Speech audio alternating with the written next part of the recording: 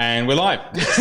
So it's just, there's always, when we play the pre-roll, like the intro, there's always like general like chatter, and every now and then I try to just like chuck out some like gnarly sayings and stuff just to see what everyone would say, and then go, we're live. Well, ladies and gentlemen, we are not live. We're actually not live. I'm not going to pull the wool over your eyes. This is actually a pre-recording.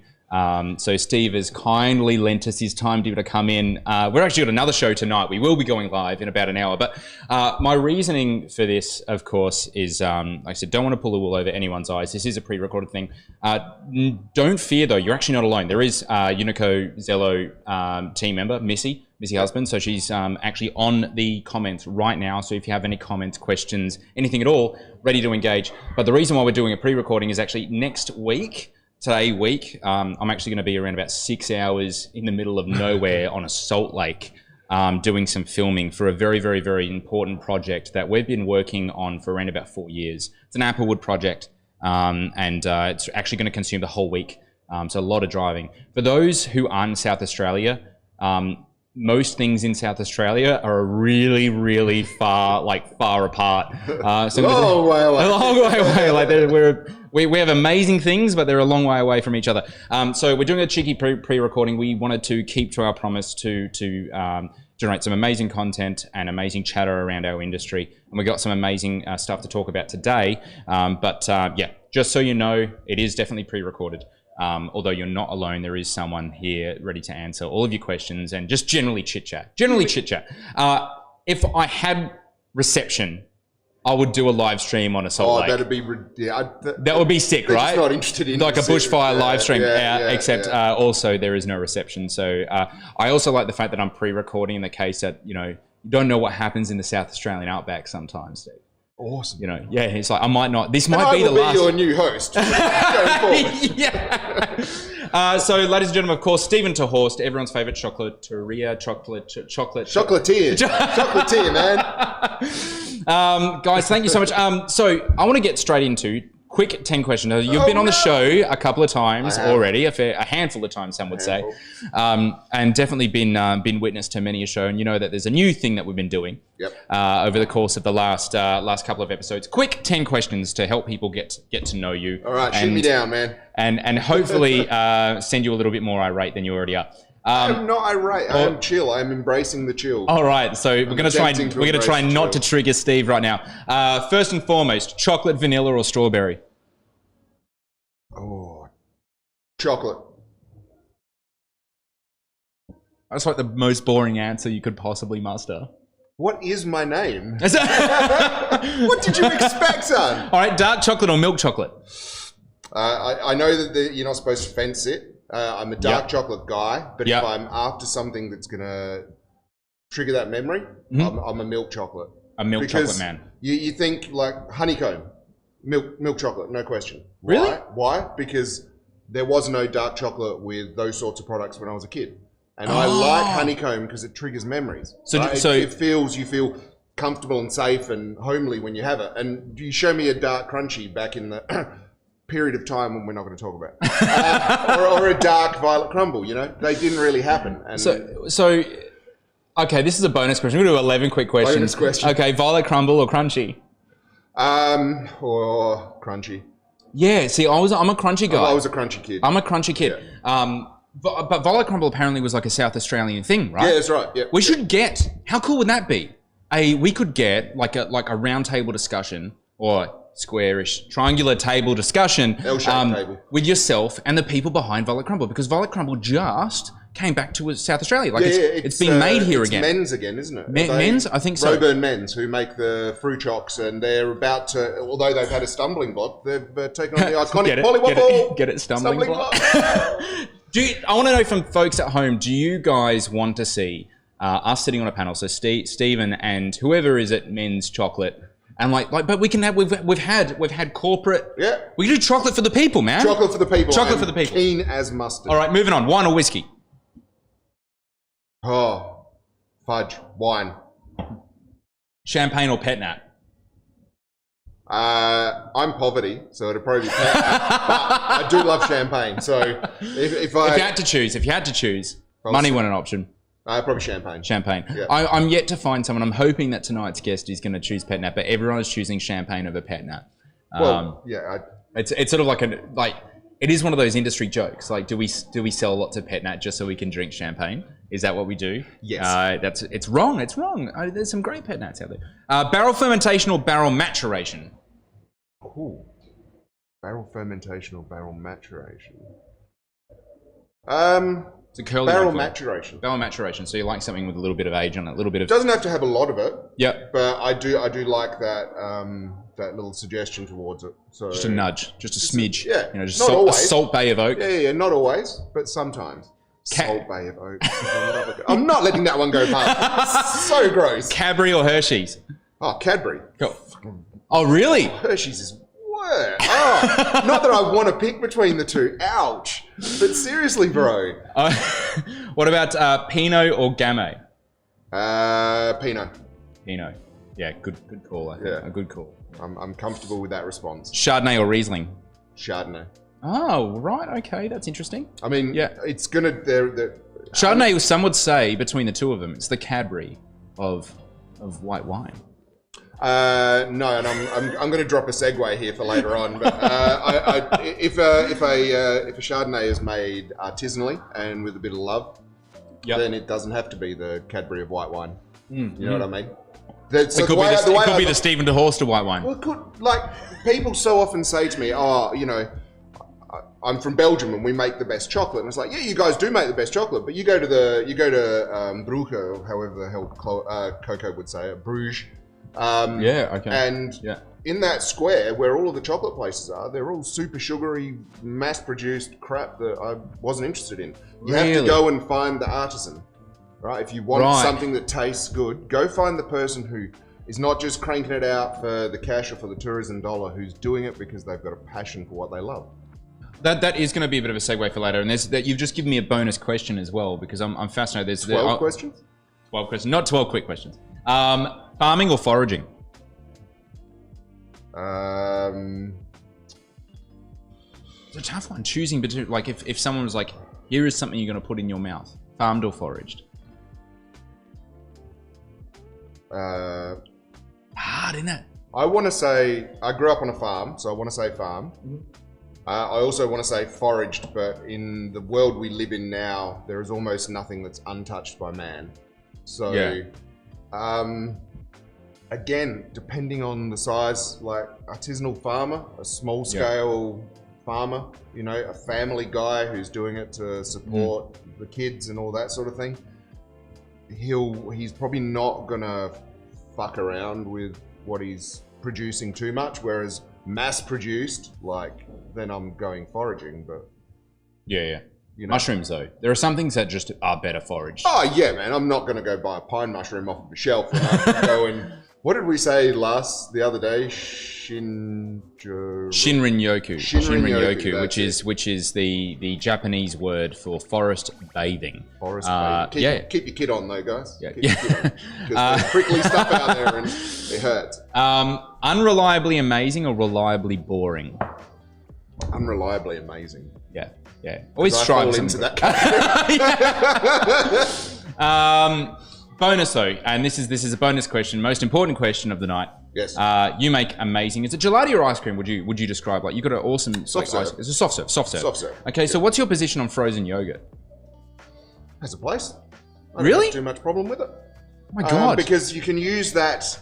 You can. So you got to play with what the person's consuming. So the acidity in the yogurt can give you so much room to increase sweetness in other parts of the product.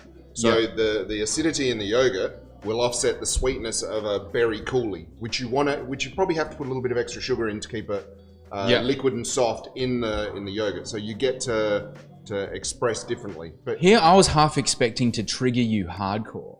I was, I am zen. He's actually quite zen this evening. I've been rocking the forest. All right, artisan movement. Let's chat about the artisan movement. Yep, you started your chocolaterie. When did you start? The other day. What year?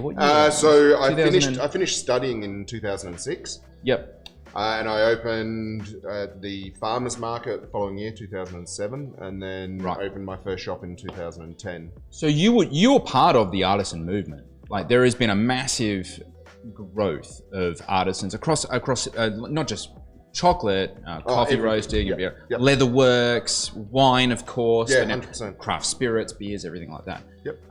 So how have you seen the spread of artisans in the last decade? Like what? I think you notice it more when you're in it. Like, you know, things that are in your orbit you'll pick up on it. Yeah. So from that side of things, I see it quite a lot. But it's a conscious decision for me as well. Yeah. Like I want to, as much as I can, support local. And I know these are everyone trots this stuff out all the time. And from a business point of view, I can't always support local. Like it's just not produced, or I shop at Foodland. Yep. Pasadena, Frugal. Is my nearest shop, so that's where I go. It's insane, isn't it? It's phenomenal. For like non-South Australians, we have this independent. Well, it's quasi-independent. I think it's IGA or Metcash. So they own the Foodland brand, but it's the Chocolatier brothers. Chocolatier brothers, or the group that actually have their own. And you've got Romeo's, you've got Closies, you've got a few, and they're all branded Foodlands, but they're all sort of family owned. But what the Chocolatiers have done is pretty insane. It's like imagine walking into, and you know, no one wants to use the term Woolworths to compare it. You know, I think anyone to, but I think they give you the same welcome vibe. In fact, I'll tell you what, it's actually like Whole Foods. Frugal reminds me of Whole Foods. Yeah, so it reminds me of going into one of those massive markets, like the Marché or Marché, they say in France. You feel like you're, and that was kind of the idea I had when I opened my shop, is I wanted you to come into my shop and feel like you've stepped away from where you are, Australia, so to speak, and you've sort of got a little corner of Europe, or you know, totally. I have a lot of European people come in and say they love coming in because it reminds them of home. Yeah. You know, the not too sweet product and all of that sort of thing. But your background's Dutch, right? My background is Dutch. Do they make much chocolate? They do, yeah. Do they like give Belgium a run for their money? Oh no, I don't. Not really. As many places do. I mean, the biggest chocolate factories in the world are in Belgium. But Droster has been around forever and a day. Was that the Dutch actually invented cocoa powder? They came up with a method of splitting cocoa powder and butter, and it's literally called Dutching. Fat. Oh, really? Yeah. It's not the type of Dutching I do. Kids these days. So do you think it's a good thing, like the whole artisan movement? Do you reckon actually, you know, do you think that most artisans are giving larger corporates a run for their money? I don't, look, probably not, realistically. Probably not. But what is important about artisans is you're not going to do something on that small scale if you don't love the crap out of it. You know, because the rewards will be there, but they're not massive. You know, it probably costs more to produce than what Woolworths is buying in. And you know, like if on the weekend I had Father's Day, right? And I apologise, I didn't use an Australian whiskey. I probably should have, but I used. I was honest. I made 2 whiskey cakes, a whiskey cheesecake and another whiskey cake, and I didn't. You don't use an extract or an essence or anything like that. I went out, I bought actual whiskey, legit whiskey, and I put it in. Yeah, so. And that obviously means that cost is more, but it means obviously the quality is. So it's a cost-quality thing. That's exactly right. You know, it's not. I mean, value is I guess a relative concept. When you're talking, you know, it's. We would often say that you know, there are some smaller producers that are on the show that do out these wines that are like $30. In fact, let's crack some wine. This is about $30, isn't it? It is about $30. Yeah. You actually bought this. That's why we're cracking it open. Yeah. We haven't actually consumed this together, and I promised you we would. So there are wines out there at the $30 level that, for me, offer value at $50, for example. Like this could be a $50 wine, and I'll be happy to spend that. You know, whereas typically you won't see that from obviously larger corporates. Yeah, that's exactly right. I think that's where there's value spectrums, but obviously inherent cost is. What about? And this is sort of like getting into like tall poppy syndrome. It's it's an Australian cultural cringe. Very much. They talk about how when I say they, I'm talking about historians and sort of like new wave marketers talk about this hang up.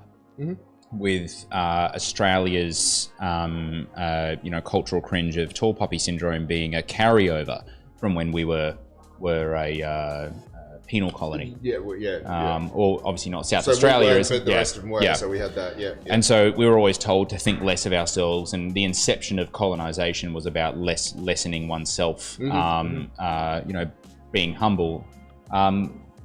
When artisans have a runaway success, and then they end up selling to larger companies, what's your position on that? This will probably cause a few people to twitch, but... this is the trigger episode. Yeah, but the reality of the situation is there's not many people, and if they're out there, they're beautiful people, but there are not many people out there who do this 100% for the love. All right? Yeah. So if someone came along and offered you a butt ton of money for something you've been doing for ages, and South Australia can be a hard fucking market to keep pushing through. Small. We don't have a lot of people here. Yeah. So if someone rocked up and offered you a lot of money, I would not criticize a person for taking that money. So if Cabri came up to you and said, "Hey, we like what you're doing. Here's $10 million." Sold. But getting to that though, like, are you doing it for the love? Are you doing it for the money? It started out as for the love. Yeah. It seems definitely not doing it for the money, because there's been some pretty moneyless periods, let me tell you. But you've done some different stuff as a side to chocolate. Every time I meet you, it's cake. These amazing Basque cakes. Yeah. Cheers. Are you finding sort of like a cultural pull towards the Spanish? No, not necessarily. I'm not. To be quite honest, Nikita was making it for Comida. Yep. Of course. I went and ate it and went, "This is phenomenal. It is phenomenal. I want to make this for myself." And that was kind of how it started. I just wanted to make it for myself. Yeah. And I made it a couple of times and it was rubbish. In fact, I made 10 and at least 8 of those went in the bin.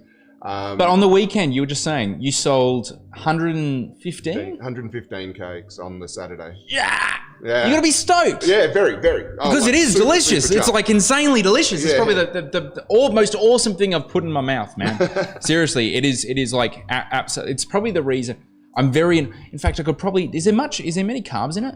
Oh yeah, there is. Yeah, there's a little bit of sugar in it. A little bit of sugar in it. I'm sure. Oh no, cream cheese. Cream cheese is good though. You're fine on the cream cheese. You're fine on the eggs. For those who are wondering, I'm trialing this keto thing to try to like drop the ISO pounds. It is working, but slow. Look at how pretty he is. I'm getting there. I want to maintain, and then I want to be able to drink whenever I want. Yeah. But speaking of drinking, are we going to taste this puppy or what? Well, I've already jumped on board. So talk to us about this one. It's actually a really special wine with a really special story. We have tasted on the show before. Yes. But I think the cause is so important. We're going to taste it twice. It's worth talking about. It is. It's worth spruiking. So much. So obviously there were the massive bushfires which came close to taking you out last December, and took out about 75% of my mum's farm because she was pretty hardcore. She was in the firing line just near Goldings, who lost so many of their vines, and they supplied grapes to other winemakers who got nothing to. We'll talk to people like BK, and it's like, most of my shit's gone. Yeah. So, as a way of raising funds for winemakers in the hills, I believe. It was, now I can't even remember one, so Murdoch Hill. Yep. They got together with a couple of other people and tried to bring in as many tons of grapes as they could to make this Hills Appeal wine. So this is it's basically like a wine collab, a blend, if you will, of, I think it's Shiraz and Pinot Meunier. Yes. And it's delicious. I mean, this is what smashing Syrah should be. I got no problem drinking this. It's tasty. This is in that really sort of healthy realm because, obviously we talk a lot on the show about wines that are we nickname them debaucherous little reds. Oh yeah. Where they're high acid, they're just full of confected characters. They're very one-dimensional, but I adore them. They're just drinking wines. No problem. And sometimes you can be caught out as a winemaker producing, say Syrah. Syrah's built for medium to rich body. Yep. Like it literally is built for it. Trying to craft anything other than that is a bit of a curio. and it's interesting. But this is where Syrah really excels. Yeah. This is an amazing example of that particular style. And like you got to think some of the players that were contributing wines into this thing, you know. Typically, they'll be charging north of $30 for this wine. And I believe so. Is it all the proceeds go to... All the proceeds are going to the Hills Appeal. The Hills Appeal, which is... I haven't jumped online to check, but I'm pretty sure it's still available. I've seen it at the Ed Cellars for sale. It's about $28 a bottle, I reckon. Something like that. So super reasonable, super tasty. This is a six-packer, at least. This is a six-pack. That's what I did. Yeah. I grabbed a six-pack. I doubt it'll last a month. I doubt it'll last a couple of weeks. Like, this is one of those, like, you know when you're staring at the cellar and you've got some really cool bottles. I just did this before, where I'm like, oh, what are we going to drink? What are we going to drink with Steve? And I'm like, yeah, we got that. Maybe not. Maybe we got that. Maybe not. And it wasn't... Not that I want to burn my really good bottles on you or not. No, it's fine. I'm used to it. But it is one of those things that it's like, what am I feeling like now? Am I feeling like the superstar thing? Like it is, you know, Monday. Yeah. After all. And so, yeah, this is like that perfect bottle. It's like, you know, I just want a drinking bottle. I want a conversation bottle. That's right. Yeah. Maybe we should have a thing on the show. We should have, you know, there's big label energy, I like that. But there's the bottles that give you the best conversation. And maybe that like we should grab that bottle and you know, it's like bottling up the conversation, if you will. It's like you know that we want to remember that bottle for the amazing conversation. If only we could have that one from Nikki Friedley. That was an amazing conversation. There's been some amazing conversations on the show. That was a phenomenal conversation. Well, bringing us back to conversation, with all these artisans opening up, do you think? I mean, look. Comparing this to, say, what's happened recently with, obviously, with COVID, where leading up to it, I got the general personal sense that shit's just getting way hectic and I can't stay on top of it. And I mean, just not shit just in this business, but I think shit just in general. Across the world. Yeah. And this has caused like a sort of, I guess, a bit of a rethink, a bit of a slowdown, or definitely a bit of a slowdown, but a bit of a rejig, if you will, of how busy the world is. You know, do you think... this not flooding of the market per se, but you know we have seen across all artisan industry, you know, incredible amount start up. Do you reckon there's going to be consolidation? Do you reckon, you know, we're going to see like a couple of new groups, new treasury wine estates, or you know, accolades come out of this? I'm not sure, to be quite honest. I really don't see that from a food side of things. So there's no sort of like, you know, food consolidators that are going around buying up, you know, small, not as in like from a large corporate, because that's the thing that sort of fascinates me. We had Pete Fraser from Yangara on the other week, and Yangara is owned by Jackson Family Wines. And I was so surprised to see that Yangara was, you know, the 180-ton winery.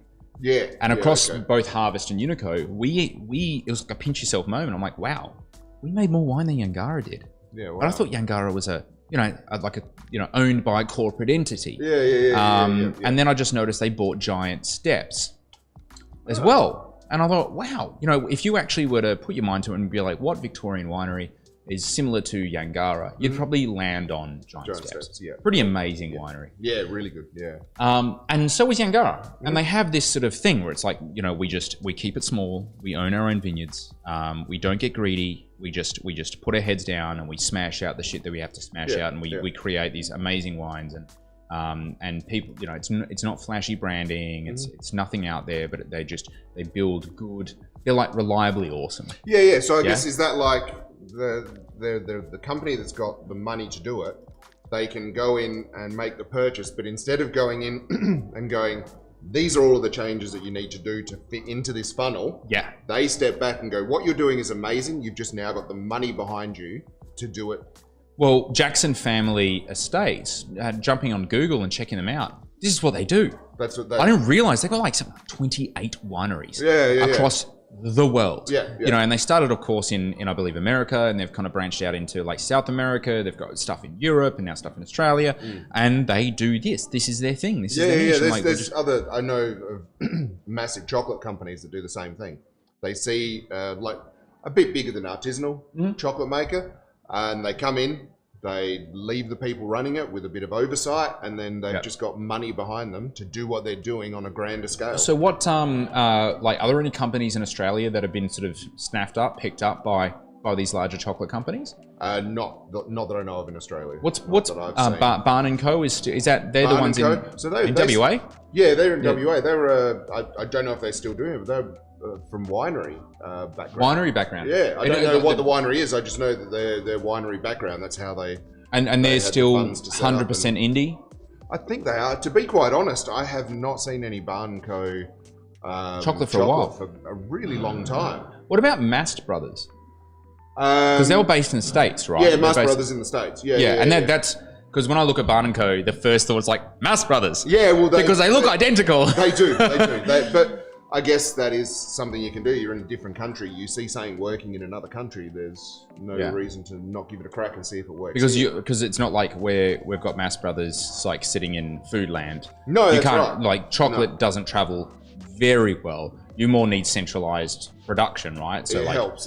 But what Mast Brothers are doing is just like single origin, plainer blocks of chocolate. They're not filled truffles and things like that. So they do have acceptable shelf life. You can chuck them in a cargo container, as long as it's not getting too hot and cold, and ship it across, and it'll arrive in pretty good form. Yeah, right. So Mast Brothers, are they still indie? I believe they are, but again, I haven't seen them in a while. I haven't seen anything. Like, I haven't seen them come up in any of the forums or anything like that. So, well, there's been a couple of sort of groups that have actually popped up in Australia in terms of booze. Okay. Founders First is probably the predominant one. So Founders First are a publicly listed company now, and their job was to go around and invest in sort of early to mid stage alcohol companies, particularly breweries and distilleries. And they now, I believe, wholly own, and I believe it's wholly owned, but it's definitely at least partly owned, Kangaroo Island Spirits. Oh, really? Yeah. Oh, and they had Spark, Spark at the Whitmore. I think Jetty Road Brewery. Oh, okay. I believe they've got a share in Green Ant Gin. Oh, yeah.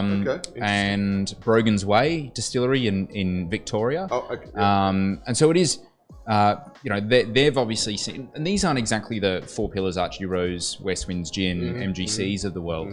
They're sort of, like I said, early to mid stage distilleries or breweries that have amazing growth potential. And the whole concept of Founders First is quite literally that. They're going to... We'll link it up in the description so you guys can actually check it out. And we'll also link up Hills Appeal in the description, because it is this concept of starting to look at consolidation of the artisan industry. Where people go, look, these guys have some really good product, great marketing. All they need is capital. That's what they do. They inject capital, and they need some leadership. They need some governance. And it's interesting because I think back to, like, how did Treasury start? How did Accolade start? Surely it wasn't just like it's the chicken or the egg scenario. Yeah. Well, how did that mega company is Diageo? How did Diageo start? My goodness God, they own 90% of the whiskey that we drink without even realizing incredible. it. It's incredible. Like, the amount of cash is just phenomenal at Diageo's level. Same thing like Gallo and stuff like that. How do these companies actually, become these corporations, so to speak? And is it politically correct that if they bandy together and it's a Founders First kind of dealio, is that selling out or not? Is as an Australian, how are we feeling? Amongst that, I think it's interesting. I personally, it is interesting. I love the idea. I think it's fantastic. I'm always for killing cultural cringes. I think, for sure. Who cares if Jetty Road becomes the next Sierra Nevada? I think that's sick. Yeah, that's people forget that's what you're in it for. Yeah, no matter how much love you have, Tool, the band Tool, I love them. They got a great song, and I can't remember the name of it, but basically they're responding to a fan in this song who's saying that they've sold out by taking big record companies' money and selling more albums, and they're like, mate, before you even knew who we are, we sold out when we started this band. We didn't just start it for ourselves and our fans. We started it to try and get somewhere in our world. And the lead singer now makes wine with Taurus every now and then. It's I want to say it's Audacious, not Audacious. It's I forget the name of the winery. And it's based in like Arizona. He's got one of the Caduceus. Yeah, he's got one of the funniest photos because he's the bacon one? He's a meat eater, and he's like, I just found out my wine is vegan friendly, and he's got a little strip of bacon hanging over one of his vats, and I'm like, mate, you're stirring that pot. Stirring the pot. Well, that's what he's built to do, I suppose. He's done that with Tool for quite a while. Yeah. But it is sort of, interesting, one of the beers that I absolutely love, and I love craft beer. I love non-craft beer as well, is Pirate Life. Yeah. And, I love the idea. I think a lot of people, there was a massive backlash when Pirate Life sold to AB InBev. Yeah. And for me, like, I'm familiar and friendly with the guys behind it. They started it with that goal in mind. They achieved that goal. Yep. And yeah, look, let's face it. When you go into pubs, bars that are contracted by AB InBev, it's a Carlton United. Yeah. You don't have a choice. You can't go up to the bartender and be like, you know what, don't like any of the beers, go find me some more. Yeah, that's right. You kind of don't have a choice. That's just what it is. And what do? You rock up and you're like, yeah, cool, I'll just have a Carlton Mid, thanks. You just choose something from within the plethora that is available to you because you don't have a choice, and that's what these larger companies obviously bank on. Yeah. But now I get to choose Pirate Life, and I'm kind of stoked for that. Yeah. Like, I'm kind of happy with that. Who else? Beryl? Starts with a B, and you just blew it out of my mind. I almost had it. Starts with a B. They've got the smiling cans. Oh, yeah, totally. Bolter. Bolter, yeah. Was the same mob? Carlton United? I believe so. Yeah. Great. Yeah. I love Bolter. Yeah. They have Captain Sensible. It's one delicious. Of the best, Mid-strength. After Little Bang's Little Banger, it's one of my favourite mid-strength. Yeah, incredible. Pirate Life throwback. Throwback is fantastic. It was those style of mid-strength beers that actually made me realise how good the craft brewery industry is. That you can have something that tasty. Yeah, because it used to just be high ABV, right? That's right. It's sort of like Barossa Shiraz. Yeah, it's like it used to all just be like 17% alcohol. We'll call it Imperial Shiraz. Yeah. Now I can get a can. Yeah. That's not a mango. A standard drink. And it is a standard drink in a can. Standard drink in a can. That's all I want. Superb. And you think you go to a barbecue on a hot day, you don't want to get absolutely lacquered. Yeah. You just want to have, say, 3 or 4 cans with your sausages and bread and whatever. Yeah. And this fits the Speaking bill of warm nicely. days, it's the warmest day in the latter half of this year. Mayhem. It's like 26, 27 today. And for South Australians, we're just starting to thaw. Yeah, 31 out in the city today. Oh, yeah. Nice. All right, so do you think artisan movement will ultimately lead us back to the land? Oh, yeah. Yeah, because the artisan movement, because they care so much about what they're making those contacts. Okay, so the artisan bread makers in South Australia are talking to Lorkie because they know they're a South Australian family-owned company. Yeah. Care about where their wheat comes from. They care about how it's milled. So, that works. For sure. I make I can't get Australian chocolate because the price point's just not a workable and feasible thing. But my add-ins where I can, I come and see you for wine or spirits. Yeah. You work with people who you feel, it's not even that, you get on well with them, but you sort of feel their philosophy is roughly the same thing, You make chocolate, Stephen. Why do I see you at all these wine events? Because contrary to what people think, same... there is honor amongst thieves. Yeah. Isn't it good? There is. I think it's just a joint understanding of how difficult it is, and not like difficult as in woe is me. I don't particularly subscribe to the I'm a small business owner, my life sucks. Yeah. But I'm a small business owner, my life sucks. No, well, it's funny. It is so funny. It is a challenge. It is a glorious, amazing challenge. The amount of customers that come in, okay, and when they find out that it's always surprising when they find out I'm not a European franchise. Because of the look of the shop and the name. Yep. I didn't even think of that when I chose to name the business after myself. Because it's European. Yeah. But the amount of people that come in and go, so do you still love chocolate? And I'm like, yeah, I love the crap out of chocolate. I just hate running a business. I am the craftsman. I'm the person who makes it and enjoys that side of things. I don't enjoy the running the business side of things. Let's just say I'm really happy to have been accepted in marriage by the right person. Yes. I'm definitely sort of the same. But as the show has sort of taught me as well, I'm also happy to be the willing observer. Yeah. I'm all happy to be. I'm constantly curious about other people's business models because everyone has different ways to cut and slice it. Yeah, for sure. Our way is not the only way. Our way just works for us. Yep. And there are so many different ways. I'm fascinated though because, of course, from the artisan side of growth of artisans, how does that branch out to suppliers? You talked about one supplier there just a moment ago, like Lauke Mills. Yep. But say in the world of grapes, we haven't seen a proliferation of artisan farmers. Okay. It's not like, oh man, all these new grape growers out here servicing all of these. Now, what we do have though, on one hand, to be able to service it, it's not like a volume issue. It's not like, we're going to run out of grapes because all of these cool little winemakers are starting up. What's happening is they're now vying with very, very large companies that have gotten growers to grow like enormous amounts of grapes, and now these smaller artisans are chewing into that pie. Yeah. It's a good thing. Because it provides balance to the industry, it provides a bit of competition. The grower has diversity of income, and the growers therefore a little bit more insulated. But it concerns me that, and we'll get on to sort of farming and stuff later on, but it concerns me that most of the growers that I deal with are north of 60. Yeah, okay. Yeah, because there's not many young kids that want to get into farming because it's not like, how do you convince a teenager who can see, and the people in South Australia who've done it, who can create something like an app or something, and make a stack of cash while sitting on their ass, and then live life. How do you convince them actually it's more satisfying to go out and work the land from sun up to sundown? Exactly.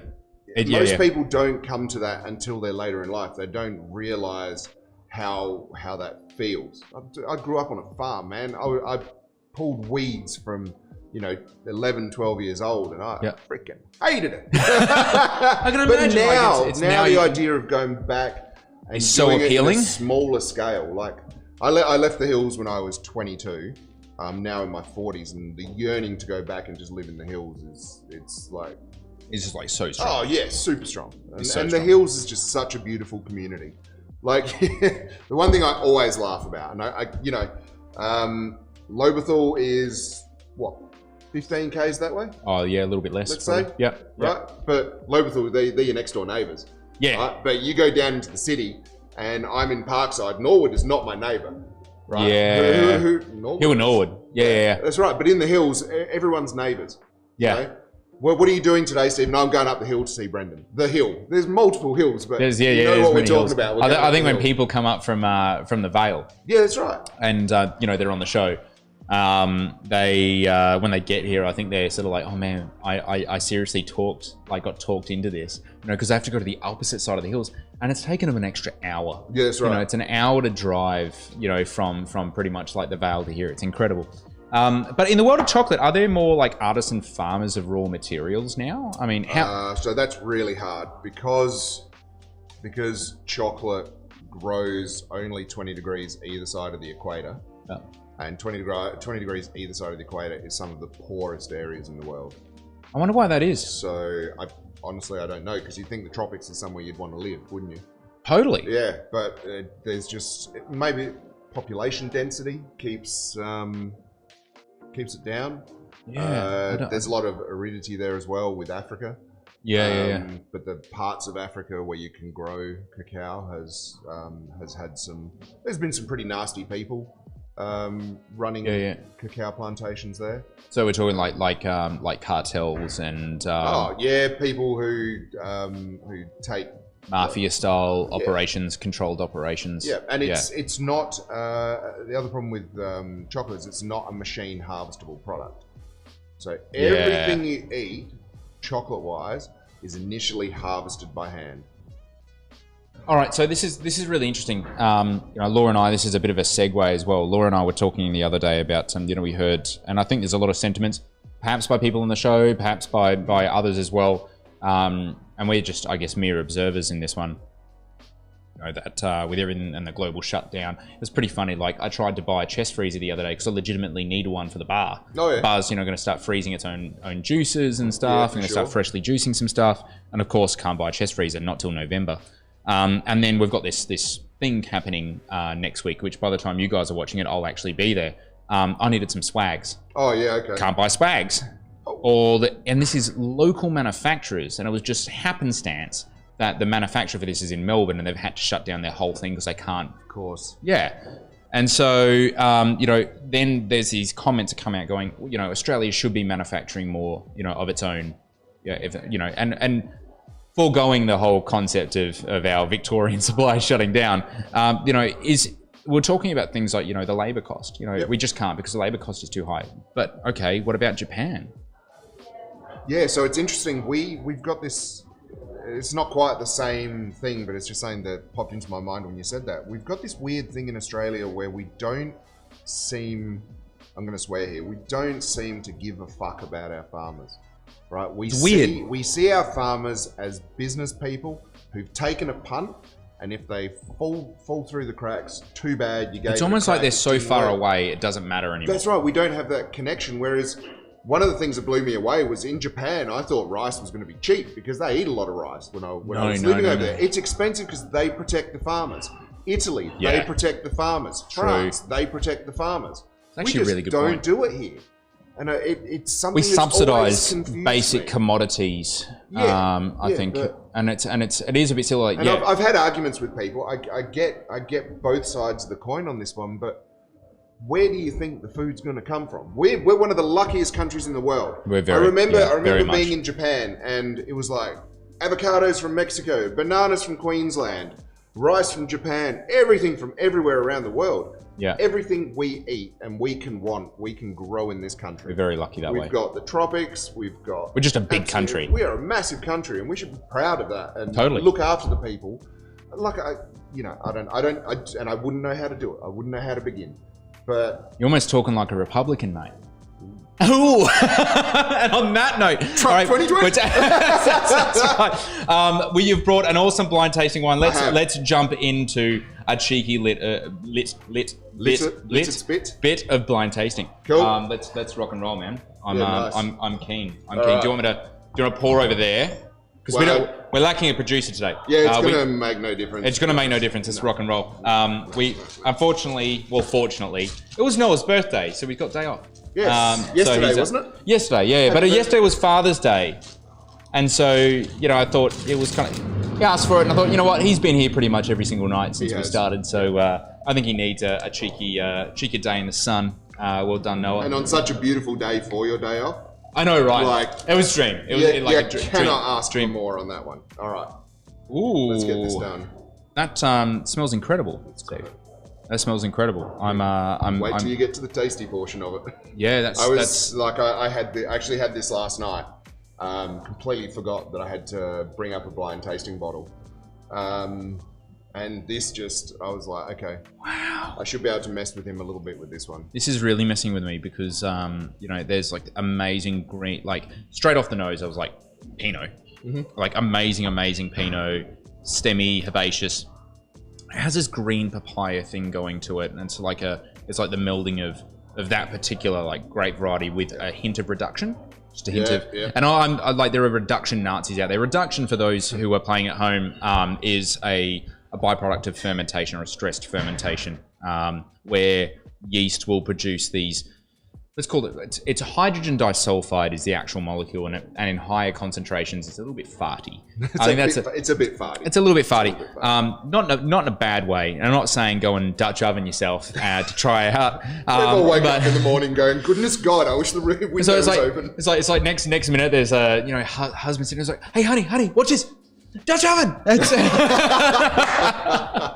no! I don't know. But I think, no, it's an amazingly complex, very, very interesting wine.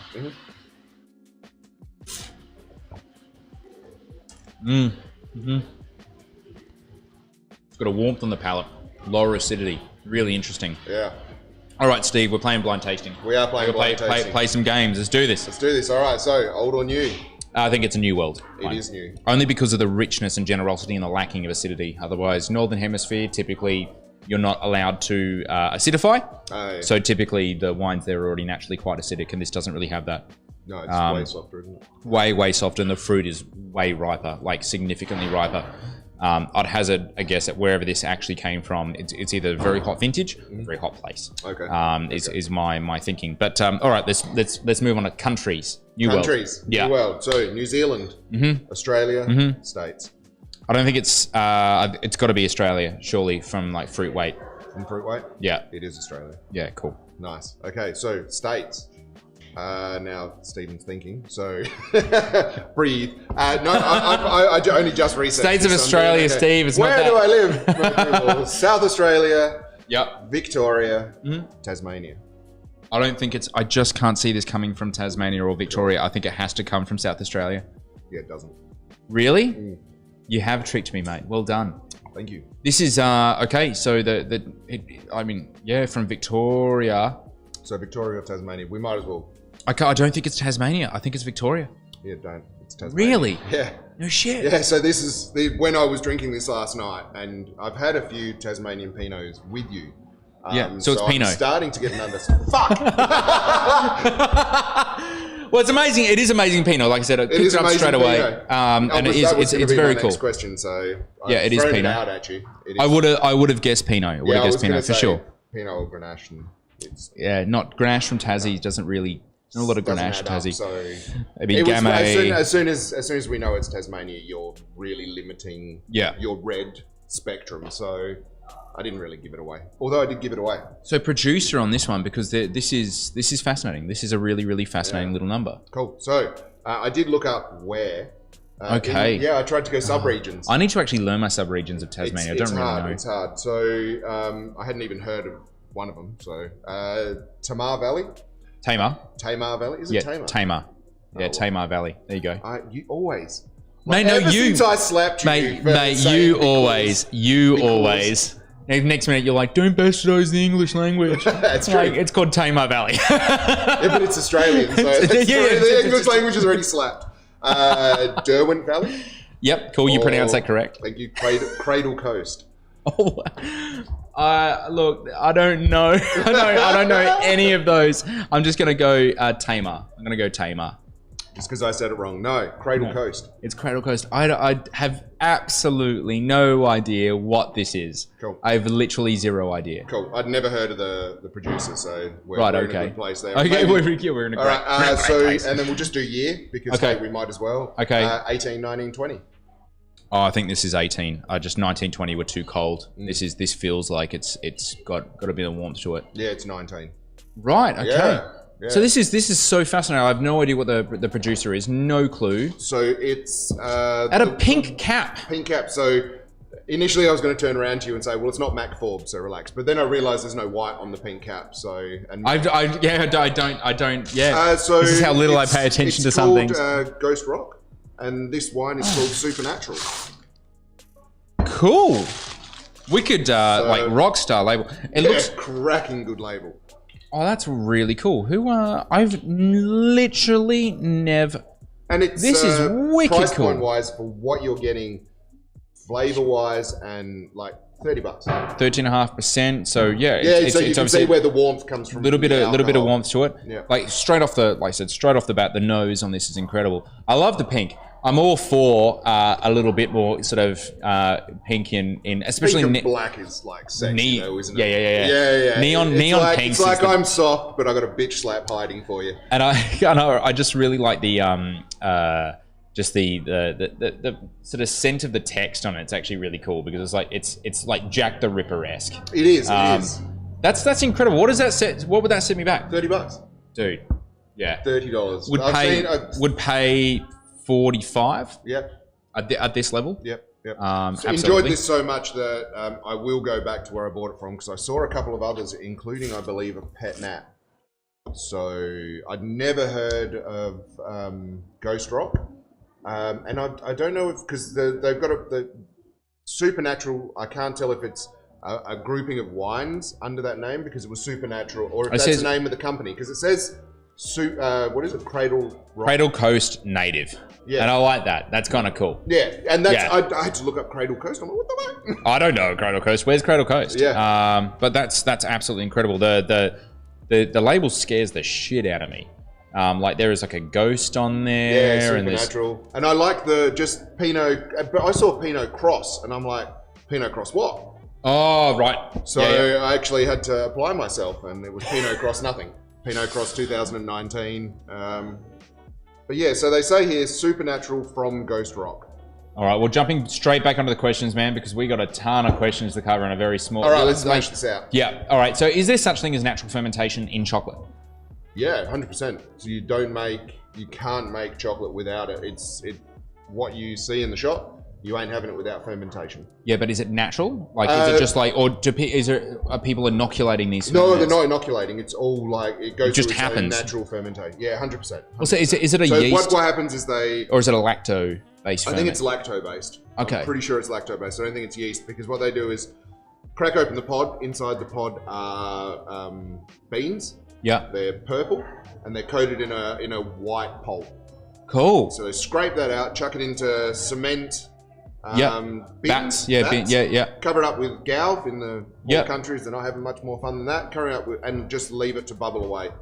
And then it goes through its fermentation. Which is why I've always wondered, people who sell raw chocolate, right? From what I know, as soon as it goes through fermentation, it goes over 75 degrees, which takes it out of the raw place. And I wonder, has someone perfected low fermentation temperatures and stuff like that? Like there's just so much work to be done. Is there even a rule in the raw world which says beyond this temperature it's no longer raw? Or because it hasn't been mechanically roasted, does that keep it raw? I find it really interesting. I'll answer that with something else that I find really interesting. And I was thinking of because we've explored chocolate a fair degree together on this show, and I don't want to bore people that have seen the same thing over and over again, so we promise we won't. But have you heard of chocolate pinotage? Vaguely. I've never tried it, but who's doing it? Someone's doing. So this here, Dimers Fontaine. Dimers Fontaine. So pinotage is a very famous South African, grape variety that is a South African construction, but a very old one. Like actually, I think we're talking like maybe 100 to 200 years old. Like old so it's got some good age on it. Yeah. Pinot and Cinsault, which is colloquially known there as Hermitage, and hence the name pinotage. And of course, I can't call it Hermitage anymore, but it kind of stuck. Pinotage just sounds pretty cool. Pinotage is actually a sexy sounding. It's a great name. Yeah, it's a great name. Except for like, there are terrible times when like constructed names have been like terrible. Like the CSIRO created a grape variety in Australia called Tarango. Tarango. Even better when we're not allowed to make any wines called Tokai. Oh, that's right. Yes. Because it actually makes sense. There's a big cultural sort of richness to Tokai, so we called it Topache. Yeah, I'm not a huge fan of that one. Yeah, no. Apera though, love Apera. Apera and sherry, it's Australian sherry. But it feels. I love Apera. The name already sounds mature. Apera is just such a It sounds like like it's got that mature sound to it. Yeah. So whereas Topache just opaque. No. Who approved that? No. Well, chocolate pinotage. Apparently it was, and they had to change a lot of their wording because when they said chocolate pinotage on the label, Dimers Fontaine were getting like taxed, or the importers for them were getting taxed in sort of like the receiving countries, because it appeared as if they had adulterated the wine with other flavors. And indeed, you can do that, but it puts you into a different level of tax. Yeah. And so they had to clarify, and they've ended up just like, it's become such a thing that they pulled the whole, like, just any mention of chocolate on the front label away, and it just says now on the back, a very subtle, the original, and they actually say it's the coffee chocolate pinotage. Now, apparently what it was a winemaker who was feeling particularly experimental was playing around with various different types of inoculated yeasts and their effect on the aromats of pinotage. But on top of that, also playing around with roasting rates and sources of Quercus oak, Quercus being the genus of oak, and toasting rates thereof, and sort of barrel sizes, and they constructed this concept, this, and it's 100% pinotage, and all it is just, it's still yeast fermented. It's just a selected yeast, and it's just fermented in matured in a particular barrel with a particular toasting that makes it taste like chocolate. And it fooled everyone. Everyone thinks it. They taste it and they go, "Oh my god, it tastes like chocolate." Legitimately. Can we lay our hands on a bottle of this the next time I come on? We have got to find it. And well, many people don't know Laura grew up in South Africa. Yeah, I know. How cool. And so we actually had some bottles of Diamonds Fontaine, and it's weird, man. It is. It's weird. It's weird. It's like surely you've chucked some nibs in this. There is some cocoa nibs in the ferment or something. It is so strong. And it's just the way they've charred. It's just the way they've charred the barrels and the way that they've fermented it. That's excellent. It's brilliantly That's cool. so impressive. That's like there's a craft brewery called, I think it's Edge Brewing. Oh, yeah, I know it very well. Yeah. And they've released I think it's a wattle seed stout. Yeah, right? cool. A wattle seed espresso stout. Cool. But really cool. no espresso. So it so tastes like a coffee stout. That's probably no coffee in it at all. It's actually really cool. Like wattle so seed, cool. roasted wattle seed is one of the. It sort of treads that line. I have a love-hate relationship with roasted wattle seed. It depends. You got to get the right wattle seed. You got to get the right wattle seed. I got mine from Shannon Fleming. So what I would think is a rather acceptable. Hey, we're live. You want to? No, you're not. Yeah, no, we. We're this is Louise, everyone. Wicked. So good. That's brilliant. Yeah. So just really quickly, you gave me this stuff, but it was unroasted. Yeah. And he just told me how to roast it. Now, my kitchen for a while was in what I called a bunker. So it was a kitchen complex within a warehouse, but it's like completely enclosed, fans and stuff. And I roasted it. And no one told me that the first part of the roast smells like cow dung. So when you walk through, if you go to one of the royal shows and you walk through the cow shed, you know it very well. The kitchen smelled like that for 2 weeks. No way. Oh, no. Apparently it's quite acrid. It is, it's not fun.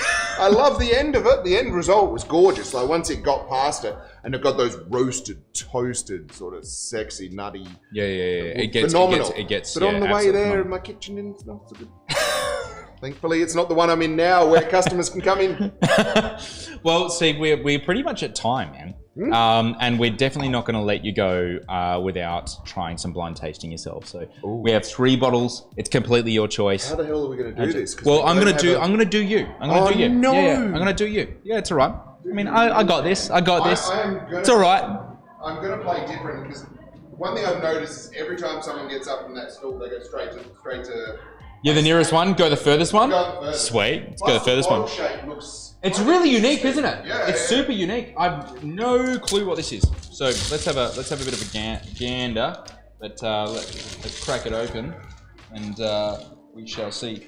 I'll tell you what I'll do, because I'm not going to write this up in the comments, because of course the comments are, well, they're non-existent right now. They're non-existent, but they will be live on the 5. So those that are chiming in maybe a little bit late, we are. This is actually a pre-recording because I'm actually away. I'm around about 6 hours north right now on a Salt Lake doing some filming for a very important project they're about to release in a couple of weeks. Don't worry, you'll definitely hear about it because we'll be non-stop shouting about it. We might even have some on the show. That'd be phenomenal. That would be really cool. All right, Steve-O. Ovo, Yovo. Let's do this. So, do you want to... what do you say? Skull or... Skull. What is it? I don't know. Nothing but neck. Is the saying that I've learned. It was our distiller that actually taught me that. Ooh. All right. Do you want a bit of a rinse? I do. Bit of a rinse. We'll chuck this here. All right, Stephen. I have to admit, from the bottle shape, this is not what I expected to come out. I wasn't. Yeah, look at that. I just pour one everywhere. Yeah, it's because you haven't pulled your collar down far enough. You are not good at this, are you? I'm a winemaker, not a som. All right, so close your eyes for a second, Steve, because I'm going to quickly show the.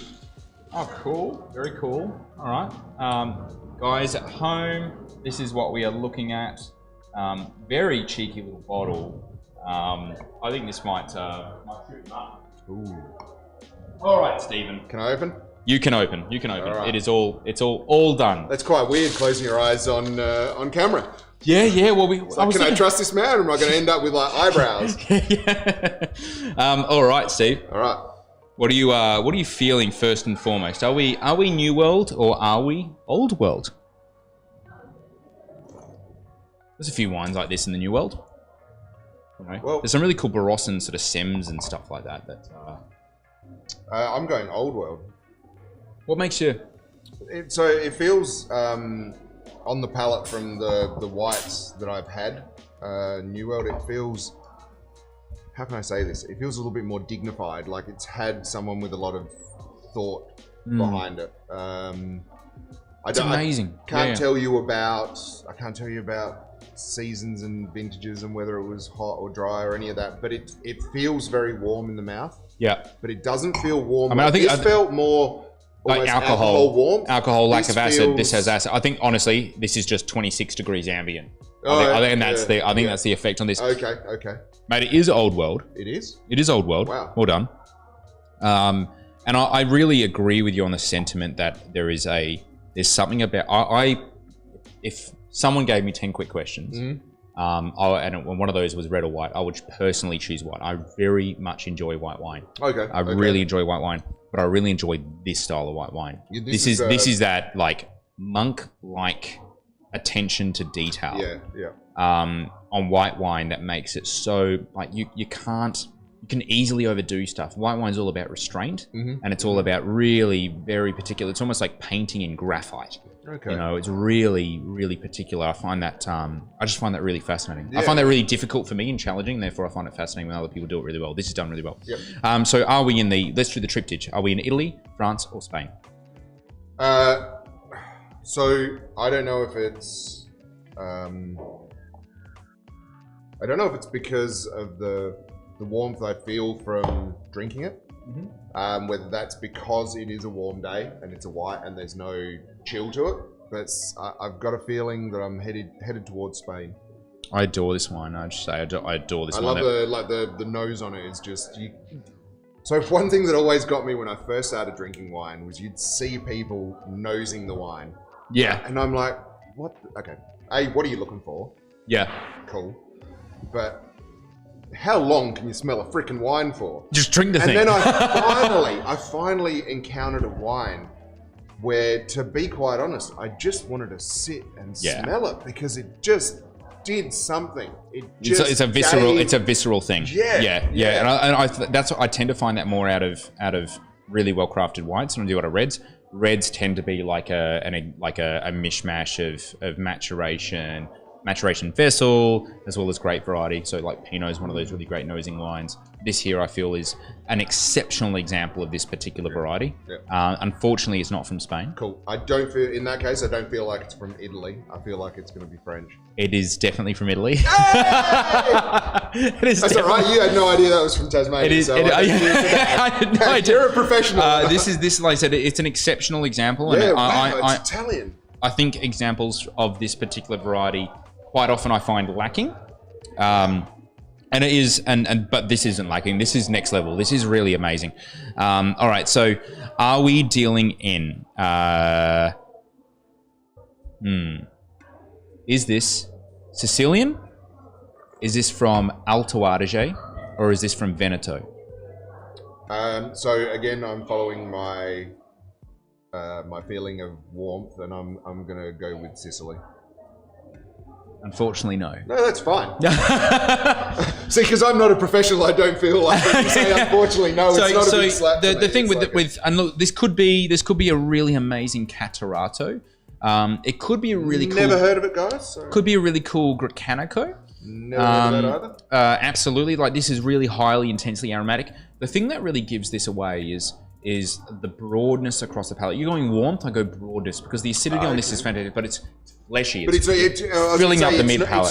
It's not that sharp acidity. It's a like you said, a broad acidity. It's really broad. Like, someone's laid a plank on your tongue. You don't feel like someone's stabbing your tongue with acidity. You feel like it's just. And see, Catarratto being like growing typically on a lot more sort of volcanic soils, sort of pricks you really, really sharp. Yeah, okay. And you're like, oh yeah, I'm drinking Catarratto right now. So would this prick more at a lower temperature? I think so. I think so. There's not a lot of people. The really cool thing. A bottle of wine.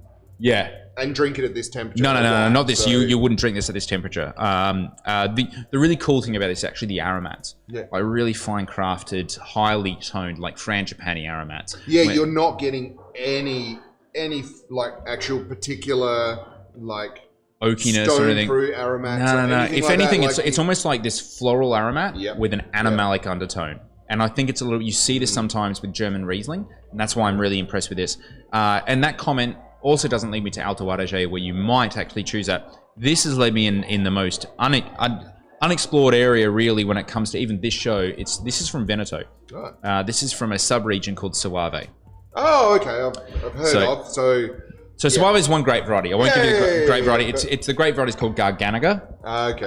Would you think that this is a 2012, a 2015, or a 2017? So, can I ask you how those years were represented? 2012 was moderate, 2015 was fantastic, and 2017 was moderate.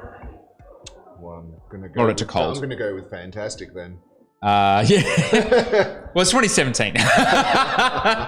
Don't play the player, man. This is Noah. Why is Noah not here carving you up as well? I know you deserve a day. I know. I've got a day off of Noah's carving up of me. Wow. We miss you, Noah. What a cracking bottle, though. Yeah, this is amazing. Monte Carbonare, which is 100% Garganega. Absolutely cracking example of Suave. That is so tasty. I personally struggle with Garganega. It is on my hit list for grape varieties. And I have a weird hit list of grape varieties, and I'm just like, no, man, not again. Like, Mataro's on there. And I know I'm probably the weird one when it comes to Mataro. But when it comes to Garganega, there's just nothing that's made me kind of sit up and go, damn, that's good. That's really good. This is actually really quite interesting. Typically in those sort of areas, you're looking at producers like Puripan would be in my view, the classic. Yeah. Like the one that the Garganega you want to try and grab a hold of. And there's a myriad of small producers. They just aren't represented in Australia. Mm-hmm. That's cracking. Yeah, that is cracking. All right, well, we got time for one last question. Oh, goodness gracious. And there's one thing I want to ask this particular one. Okay, all right, I'm prepping. What's next in the world of chocolate? So in wine, we've gone through swings and roundabouts with, Riesling was a very popular thing, then Chardonnay was a very popular thing, Sauvignon Blanc, or what we call the Savalanche happened. Yep. Is there ebbs and flows in the world of chocolate? Is there like things that become more popular, then things die out, and then there's like really trending things like rosé or prosecco or so it's a little bit harder because I'm not going to talk to the mass produced side of things. I'll talk artisan. So this is the sort of stuff you're going to have to look for. But most definitely what I'd be pushing more towards, and when I can start doing this again, I'd be really happy, but single origin, like really pushing towards pure chocolate that's not messed with a lot. So I've done single origin a bit. I haven't been able to do it for quite a while. Yeah. But we're talking about beans from one place. Yeah, okay? Right. So, and it talks to bring wine into it. It talks to terroir. Yeah. Massively. Absolutely. You and I have done some amazing sort of tastings together just up here. I remember not so long ago where we tasted through some of let's call them your compatriots examples, and they were really eye-opening. They were really genuinely eye-opening. So the way chocolate's produced, the amount of love that's put into it by the person producing it is very evident in what is now termed bean to bar chocolate making. So these are people who source the beans. That if they can, and they have to be of a certain size, they'll have some input into fermentation. Yeah. Right? Because everyone thinks that all of your flavor in chocolate comes from roasting. That's not true. All of your flavor in chocolate comes from fermentation. A bad fermentation will lead to a bad taste. See, I'm like that with coffee, whereas I like naturally fermented coffees. And it's got nothing to do with like naturally fermented wine. It's actually just fermented without water, and you get more of the flavor of the cascara around the... And it's amazing because it's like suddenly it's like the Beaujolais of coffee. It's like, hey, I can smell like fruits and shit and not just burnt. Yeah. And stale coffee. I find it really fascinating. So I think, do you reckon there's like a lot more room to understand the concept of fermentation in coffee? Definitely. In chocolate. In chocolate, Is it chocolate grown in Australia? So yeah, we've got a couple of plantations. I think they like well north. They are at the tip top of Queensland. Yeah, so right. They're apparently, and I don't know if this has happened yet, they're going to try and put a plantation in somewhere in Northern Territory at the very top. Very top. But right now we're talking around Mossman Gorge in. Can you imagine? Can you imagine like just going out to try and find some like chocolate pods, trying to jump around green ants and it's always been crocodiles. It's always been the thing that always sort of made me a little bit sad. Yeah. Was people who I've had in association with my chocolate have gone to chocolate plantations multiple times to cacao plantations, and I still haven't been. I still haven't managed to get to one. So I've been to Europe for chocolate, but I haven't actually been. So we got a bit of a boys trip. Yeah, sounds good to me. Take me to your childhood home, and then we'll head up. Yeah, straight up the guts of Queensland.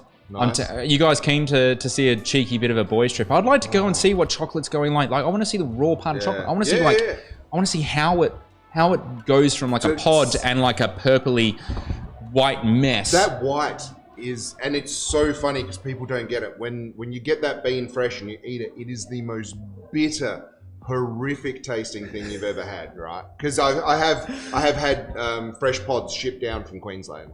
Yeah. You eat that white pulp and it is sweet and tropical and gorgeous, like a custard apple. A bit like that. Sort of. You could give it that suggestion, yeah. But it's like if I could get enough to make a sorbet or a drink from, like I had it in the UK because there's no import restrictions in the UK, so you can bring in whatever the hell you want. So there's a company over there that makes beautiful sorbets and drinks from it. But beautiful. Well, mate, thank you so much. We're like, I love it. We're like 10 minutes over time. Just and I still have more questions. I always have more questions. So we'll wait until next time you're on. But mate, thank you so much for jumping in. No worries. As well. Anytime at all, you know. And of course, thank you everyone else for chiming in. Would love your feedback as well. Of course, like I said, this was definitely a pre-recorded show. Missy has been on the comments, obviously engaging with you guys over the course of the last hour and a bit. Would love to know your comments on whether it worked as a pre-recorded show, whether it didn't work. We're very open to feedback like this. Unfortunately, and I'm sorry that I couldn't do it live. I said it just had to be somewhere else that happened to be in literally the middle of nowhere. When you see the photos and the video, you'll understand how remote that we're going. But guys, we will have another pre-recorded show on Wednesday with another guest as well. So thank you so much for chiming in, and definitely chime in then. Miss will be back on the comments, and I'll be back next week, ready to, I don't know, chat and spit shit and drink wine and do what we usually do, blind tastings and the such. Maybe we should bring back junk food wine. Oh, definitely. Bring back. Definitely. There is some shocking junk food. Like that horrific Mountain Dew Dorito. We never got onto Mountain Dew Doritos on camera, so we're going to, I promise, next Monday, Mountain Dew Doritos, gonna happen. Anyway, guys. It's trouble. Thank you so much. We'll catch you on the flip side.